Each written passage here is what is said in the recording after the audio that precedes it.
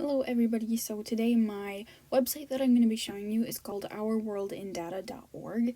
I love this website. I was not very familiar with it before researching for this class, but after using it and researching it prior in the semester, I've been using it in some of my classes already.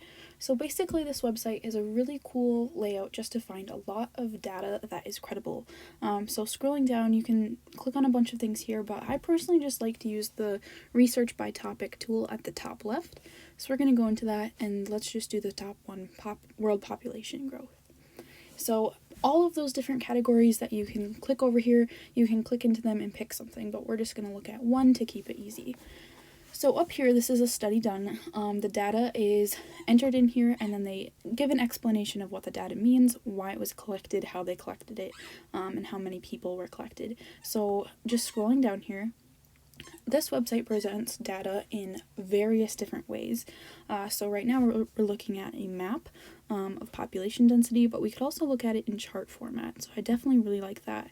And right now we're just looking at the country of Bangladesh. You could click it here and click a new country, and then different ones are going to show up.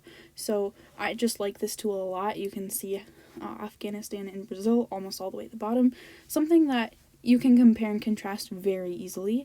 Again, clicking back to the map version, you can scroll through different dates of time to look at different population densities.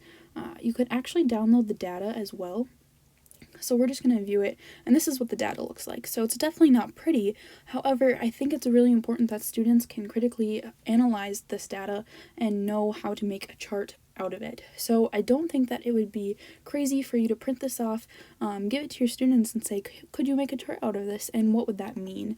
And then, is there any significance to that? So doing web-based inquiries is a really good way to use this, but my favorite thing about the site is how easily it is to access the credibility of the information. So here is that same map we've been looking at, and I'm on that bottom scroll bar, kind of just at the bottom of the map, clicking on all of these different chart, map, data, and sources option. So when you hit sources, these are all the sources of where this data came from, and so you as a teacher can decide, is this credible and should I be sharing this information with my students?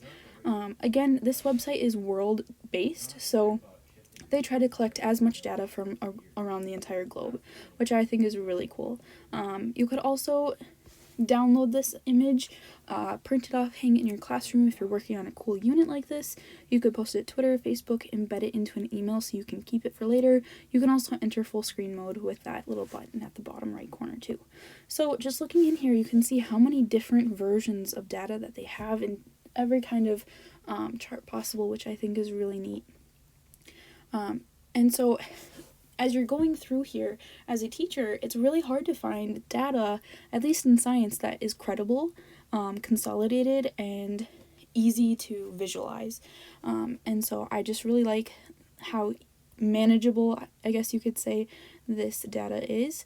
And it's also something that you can play with. You can, in real time, switch the variations of the map, you could say, or the chart, so that you can kind of mess with the data.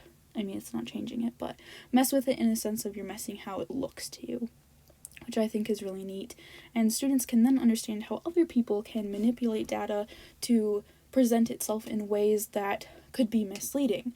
So we're hitting a couple different things here, which I think is really important in the classroom. But from a teacher's perspective, it's just a very easy and fast way to find credible information to present to our students, and any content area could use things like this. So they have a lot of definitely interesting things on here. If you have any questions about the website, definitely let me know. And I think that's all.